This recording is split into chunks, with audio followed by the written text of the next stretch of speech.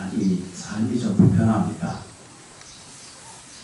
그러나 이제 큰 눈으로 들여다보면 이것이 그 삶을 살아가는 과정에 과정을 겪고 있는 우리가 겪는 일 중에 하나여서 기꺼이 이렇게 큰 배 끼치지 않고 편하게 가시기를 바라고 얘기를 드립니다. 오늘 추석 차례거든요. 그러니까 이제 사람으로서 할 수 있는 일 중에 가장 큰 일 중 하나가 차례를 지내는 거예요. 이때 차례라고 하는 것은 옛날 말로 얘기하면 그걸 질서라고 얘기하고 예경이라고 이렇게 표현을 합니다. 이런节를 지내는 것은 집에서도 해도 되고 절에 와서 해도 되고 이렇게 이제 이 시절 인연 따라서 이렇게 하기도 하잖아요, 그죠? 집에서는 대다수 유교식 그节를 지내는 거거든요.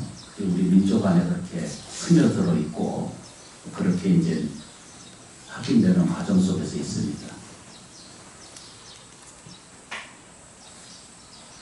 그래서 이제 그 과정을 이거를 이제 차제라고 이렇게 표현하는데 그 차제가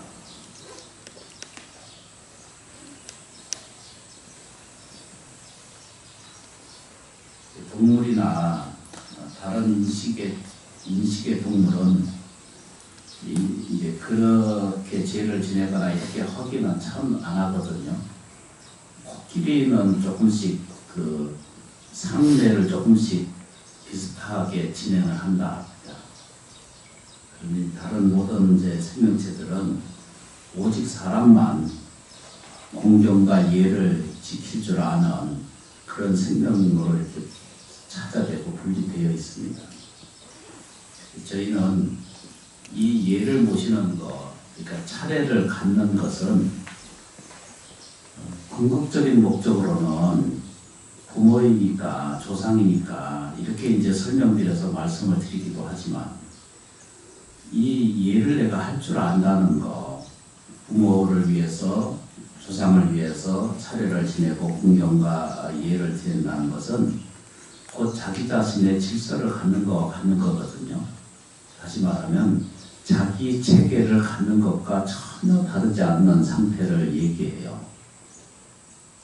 그래서 오늘 하루를 지나가는 동안 오직 조상님께 감사하고 또 은혜로움을 이렇게 깊이 생각하는 것이 차례의 이 준비이고 목적이다라고 이렇게 생각을 하게 됩니다. 정성을 다하게 되면 그 정성은 하늘이 알고 땅이 알고 천지 만물이 다 알게 되고 느껴져서 그 공덕은 다 내게 돌아오게 돼 있거든요. 이 조상예경이라고 하는 것, 다시 말하면 차례를 지낸다는 것은 곧 모든 공덕을 내가 쌓는 것과 짓는 것과 다르지 않습니다. 라고 이렇게 말할 수 있습니다. 딱 15분 정도만 저랑 공부를 좀 하고 그리고 제를 모시도록 하겠습니다. 차례를 지내도록 하겠습니다. 오늘 이제 접수하신 분도 계시고 안 하신 분도 계시고 또 참여하지 못하신 분도 많이 있습니다. 그러나 양해를 하셔야 돼요. 그래서 이제 이 제를 모실 줄 아는 것은 인생이 사람이 이렇게 아주 머물러 있는 같은 인생인 것 같은데도 퍼뜩퍼뜩 지나가거든요. 번개처럼 지나간다 이렇게 말해요.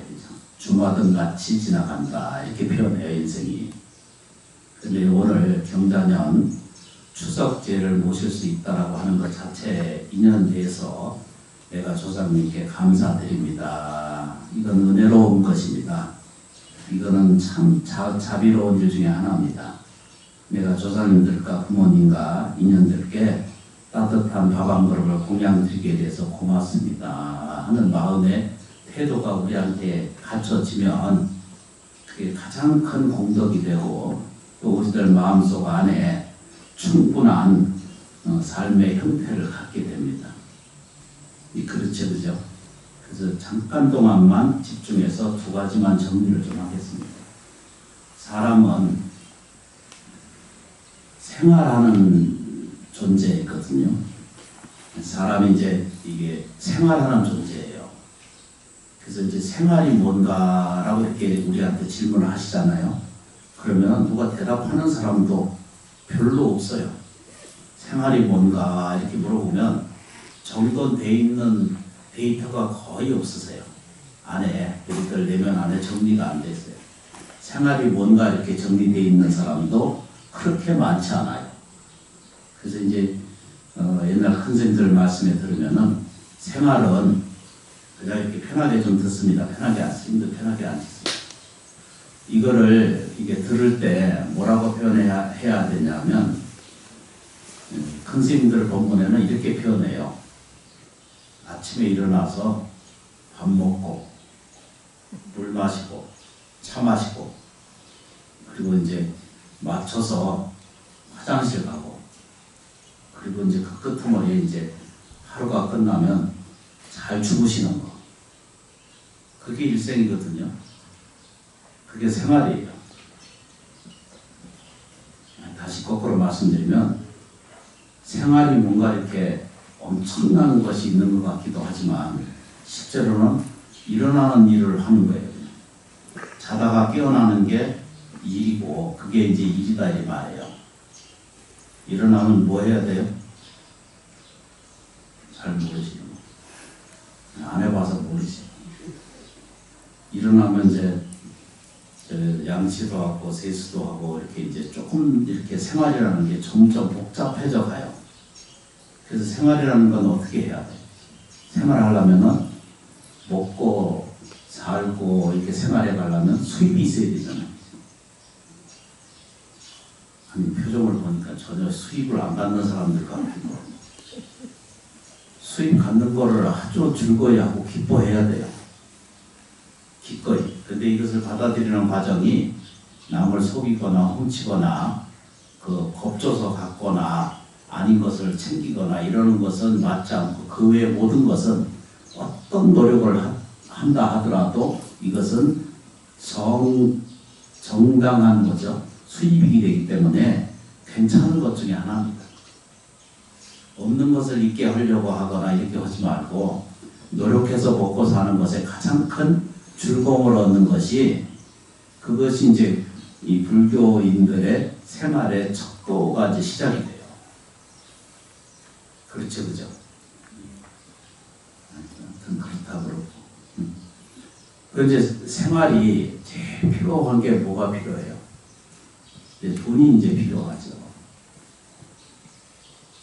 생활에 돈 없어도 되나요? 있어야 됩니다.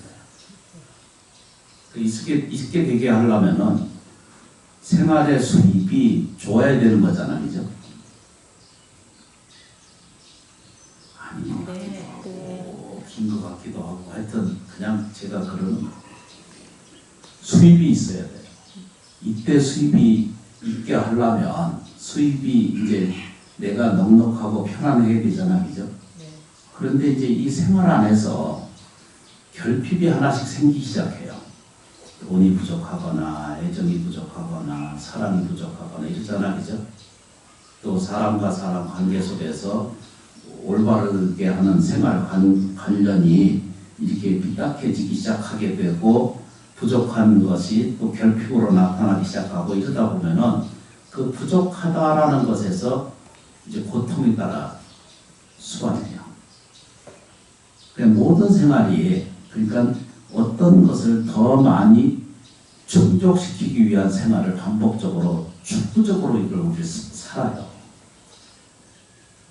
그래서 이제 요 생활의 목적이 보다 많이 풍요롭게 사는 걸 원하고 보다 많이 그 목적이 더 많이 갖는 것을 원하는 것이 누구의 잘못 아니에요.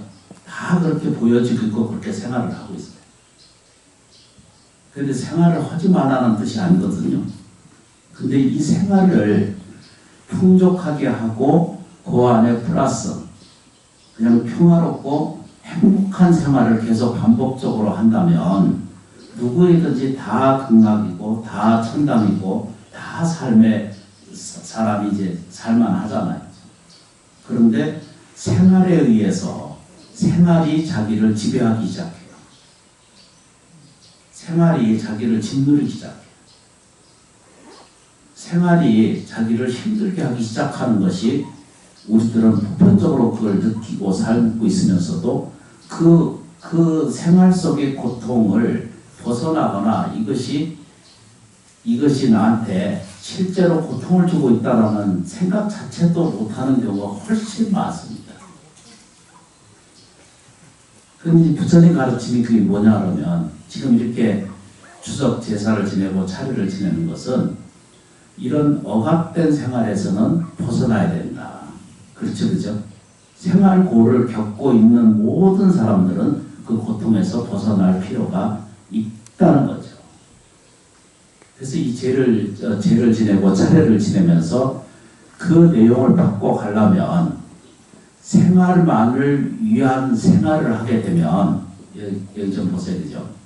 생활만을 위한 생활을 끊임없이 우리가 평생을 추구하고 살게 되고 그것이 생활을 위한 목적을 삼는다면 그 생활의 목적이 조금이라도 어긋나면은 문제성이 발생을 해요. 그냥 단예로 평생 원망심에서 못 벗어나는 사람이 있어요.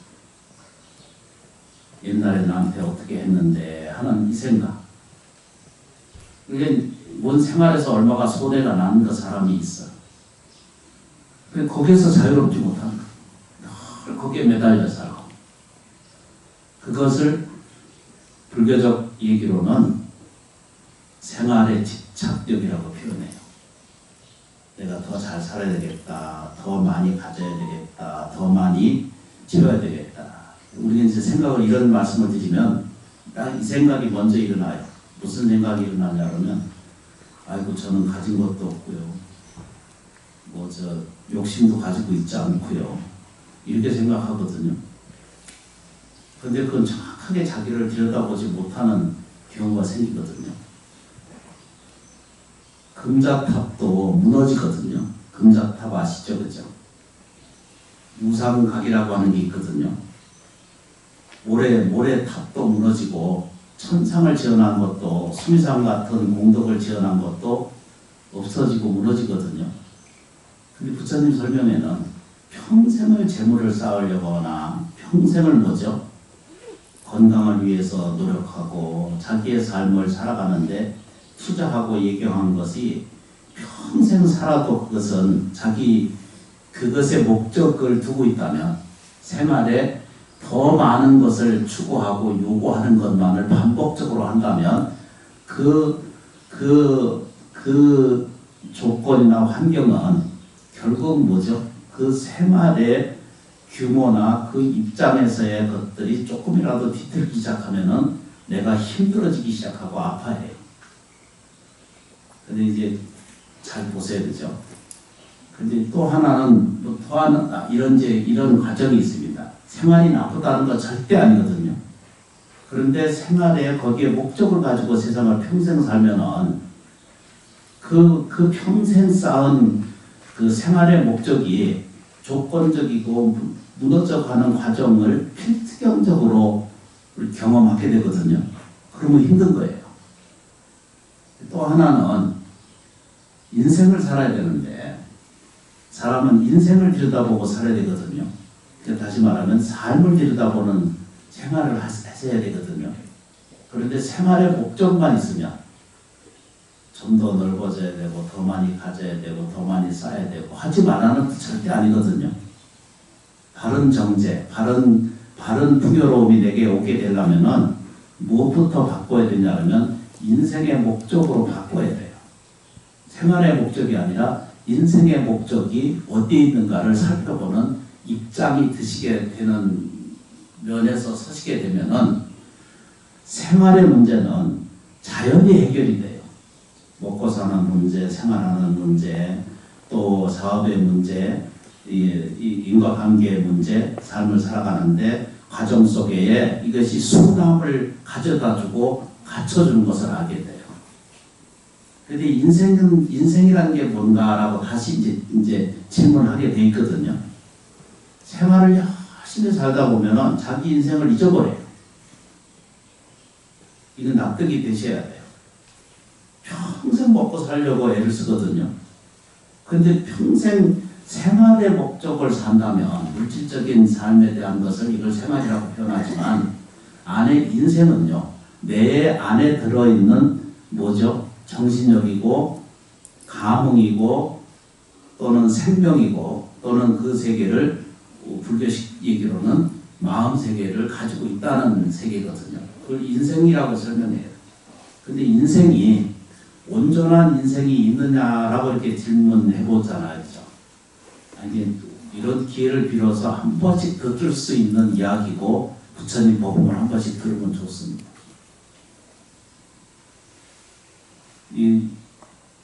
어떤 사람이요 이렇게 법문을 들어요.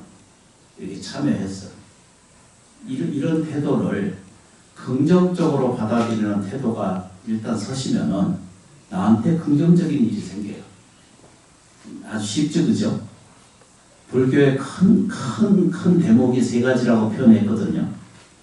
대긍정심. 따라해 보겠습니다. 대긍정심. 그냥 이렇게 세워보세요. 되는 거라고 표현하는 거예요. 인정하고 받아들이는 거예요. 대긍정심 있게 갖는 거예요. 그리고 크게 믿을 줄 아는 대심심을 갖는 거예요. 대심심. 그냥 일반적으로 믿습니다 이런 말인데 실질적으로 믿어야 되는 거.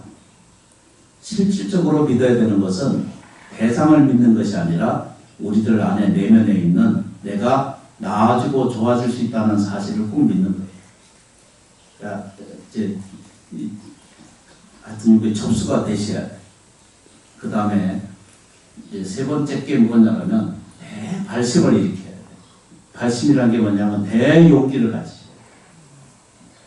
싫어 이런 것이 아니라 내가 할 수 있어 이런 거예요.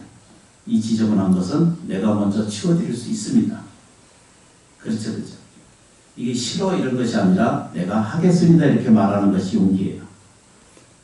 물러나는 것이 아니라 한 걸음 앞으로 나아갈 수 있고 또는 내가 이길 수 있지만 물러설 줄 아는 것도 뭐라고 표현해요? 그걸 용기라고 표현해요.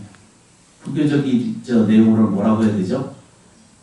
용기라고 표현하지만 불교식 용어로는 뭐라고 표현한다? 발심이라고 이렇게 표현해요. 그래서 오늘 이 세 가지를 좀 기억을 좀 해주셔야 돼요. 대긍정심, 그 다음에 대심심심, 대심심, 마음의 심심을 믿는 마음을 일으키는 거예요. 모든 종교가 믿어야 된다라고 얘기를 합니다. 그 믿는 것의 핵심이 뭔가라면 내 자신이 내가 좋아지고 나아질 수 있다는 사실을 꼭 믿는 겁니다. 남은 시장 목사. 여기 좀 보세요. 새말이 나를 속인다 이랬잖아요. 그죠? 옛날 말에 있어요. 옛날에 이제 이발소 가면 붙여놓은 거 있잖아요. 내 새말이 뭐 널 속이더라도 뭐 어떻게 붙여놓은 거 보살님들하면 잘 모르실 것 같은 거사님들거나 이 붙여져 있어요. 경문처럼 이렇게 붙어 있어요. 생활이요. 생활을 잘 들여다보면은 그 생활에 생활을 하는 것을 즐겁게 살아야 돼요. 오늘 단 하루 이게 아까 말했죠, 그죠? 생활이라는 게 뭐예요, 그죠? 아침에 눈 뜨고 밥 먹고 세수하고 화장실 가고 그렇지 일하고 그렇지 그죠? 밤에는 TV 자고 이거 말을 좀 교정해서 잊어보세요. 그래서 여기에다가 부정감을 집어넣으면은 어떻게 되느냐 하면 일어나려고 그러면 일어나기 싫어 이러거든요. 일하기 싫어 이렇게 되거든요. 아니 이게 부정감이 들어가면 인생이 그렇게 돼요. 생활 자체가 그렇게 돼요. 뭐라고 그런 줄 알아요? 밥 먹기 싫어 이러거든요. 못 먹어 이러거든요. 근데 사람이 건강해지고 사람이 좋아지려면 뭘 해야 돼? 제때 밥 먹는 거거든요. 제때 밥 먹는 거예요. 몸체계 생활 잘하는 것은 하루 3끼 밥 잘 먹는 거예요. 입맛에 없어 이런 말은 맞지도 않는 얘기고 그건 전부 뭐죠? 부정감을 가지고 사는 거예요. 그러니까 요걸 조금씩만 공부해 가져는 과정을 생활은 불편할 수밖에 없어요.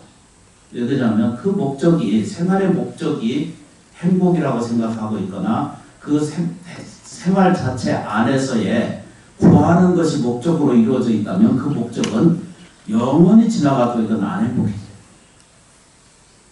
그렇죠, 그죠? 그래서 이거 사실은 그게 다 온전하지는 않아요. 그런데 여기도 이제 조금씩 바꾸면 돼요. 뭐라고 바꿔야 되죠? 아침에 일어나는 것을 참으로 감사하구나. 옛날 말로 어떤 가르침이나 이런 분들 자꾸 얘기하면 우주 얘기하거든요. 근데 그거 이상하게 표현돼서 그렇지 천지 만물의 은혜가 아닌 것은 세상에 아무것도 없다는 거예요. 납득이 되세요, 그죠? 납득이 되셔야 죄를 잘 지낸 거예요. 오늘 오늘 이 대기를 호흡하셨잖아, 그죠? 그것도 은혜예요. 그렇죠, 그죠? 화장실이 열려 있는 것도 그거 고맙잖아. 병자한테는요, 2발로 화장실을 가는 것이 그 고통일 수밖에 없어요. 환자한테는 2발로 화장실 가는 것이 그렇게 고통일 수밖에 없어요. 근데 지금 2발로 걸어갈 수 있잖아요. 이것도 이제 감사하죠. 매일 싸우기는 해도 남편이 있어야 그 감사합니다. 아내가 있어서 그 고마운 거. 이게 생활을 이렇게 바꾸는 거예요. 이 아주 싫은 생활을 단지 뭘로 바꿔요? 마음 태도 바꾸는 것만으로도 긍정한 마음, 그렇죠, 그죠? 믿는 마음, 그 다음에 뭐죠? 용기가 있는 마음으로 조금만 바꿔주기 시작하면은 이 힘들고 억울한 생활 자체가 뭔 생활로 변해야 되죠? 공급이 이루어지는 풍요로운 삶의 윤택한 생활로 바뀌어져 올 수 있다는 사실을 우리는 알게 됩니다.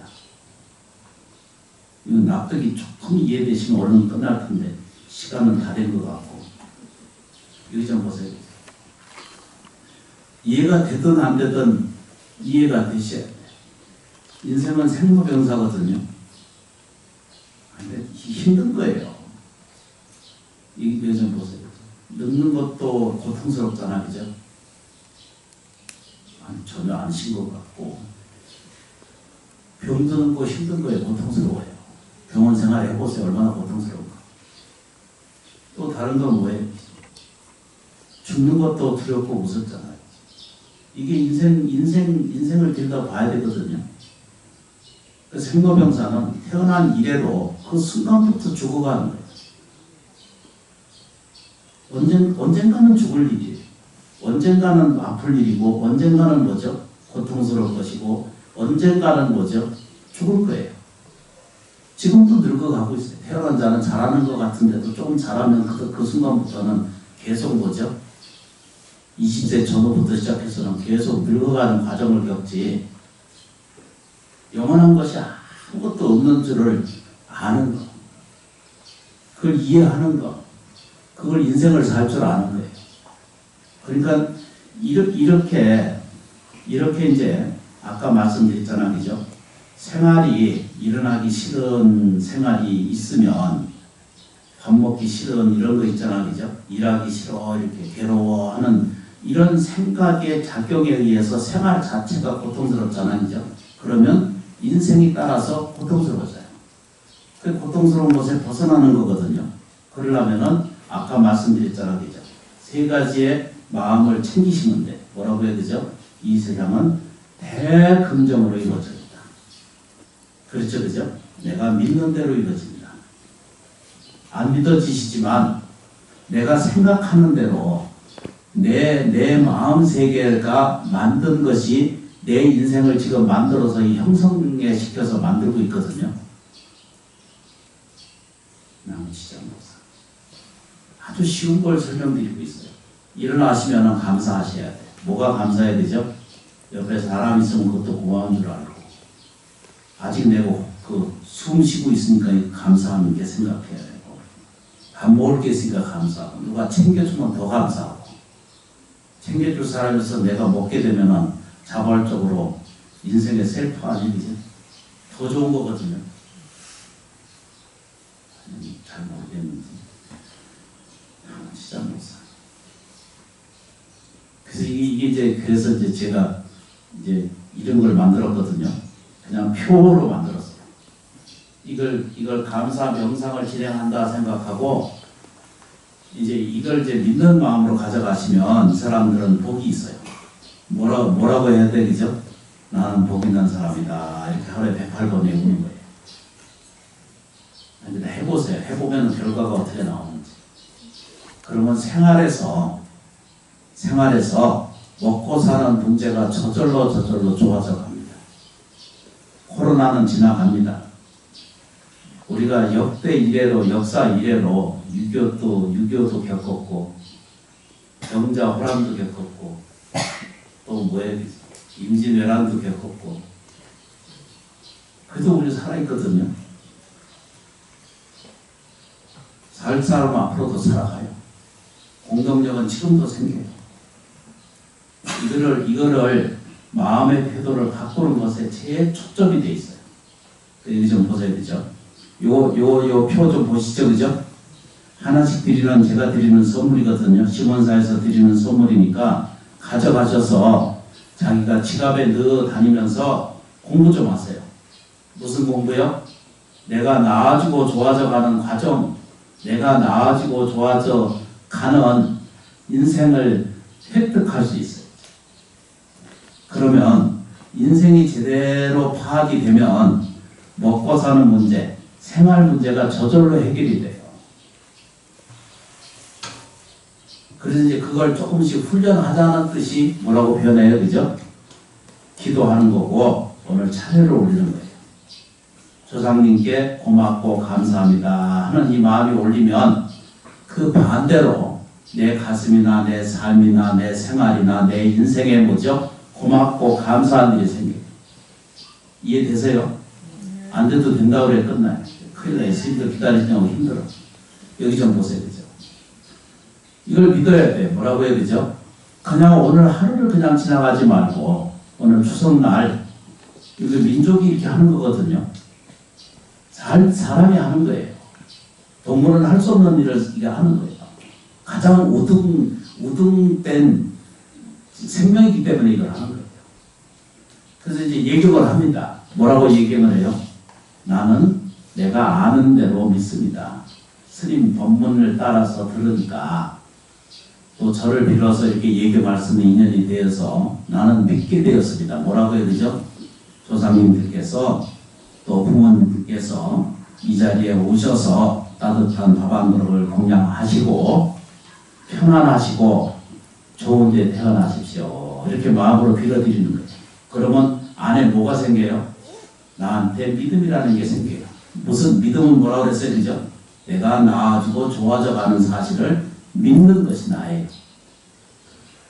믿음에 그 이상의 것이 있고 그 이하가 있다는 생각은 전부 잘못된 생각. 단 한마디라도 절 한번 하고 예경하고 합장하고 배려한 그 모든 공덕은 다 누구라고요? 나를 위한 거예요. 남시장보사. 연습을 딱 한 가지만 하고 좀 하겠습니다. 제가 이렇게 힘들게 얘기를 하니까 좀 편하게 좀 알아들으세요. 따라하겠습니다. 나는 복 있는 사람이다. 나는 복 있는 사람이다. 그냥 연습 좀 하셔야 돼. 허리 딱 펴시고 아주 힘을 내셔야 돼. 그걸 뭐라고 해야 되죠? 따라하겠습니다. 나는 복 있는 사람이다. 나는 복 있는 사람이다. 목소리의 힘이 나는 복 없는 사람이다. 이렇게 말하는 것 같아. 괜찮아요. 오늘 추석이어서 좀 소리 질러도 괜찮거든요. 큰 소리로 하셔야 돼요. 가슴을 딱 열고 하셔야 됩니다. 그러면 실제로 생활 속에서 인생 속에서 복 있는 사람이 되옵니다. 꼭 발언하시고 꼭 그렇게 실천하시는 거예요. 따르겠습니다. 나는 복 있는 사람이다. 나는 복 있는 사람이다. 고맙습니다. 나는 복 있는 사람이다. 나는 복 있는 사람이다. 나는 행복한 사람이다. 나는 행복한 사람이다. 이렇게 실천하는 거예요. 그 끝머리 보면 뭐라고 되어 있어? 세 번째. 나는 지금 좋아지고 있다. 다 이제 읽습니다. 나는 지금 좋아지고 있다. 나는 지금 좋아지고 있다. 어떤 불쾌를 만나거나 어떤 안 좋은 일이 만나거나 어떤 괴로움이 있더라 하더라도 이 세 가지의 명상을 외우시면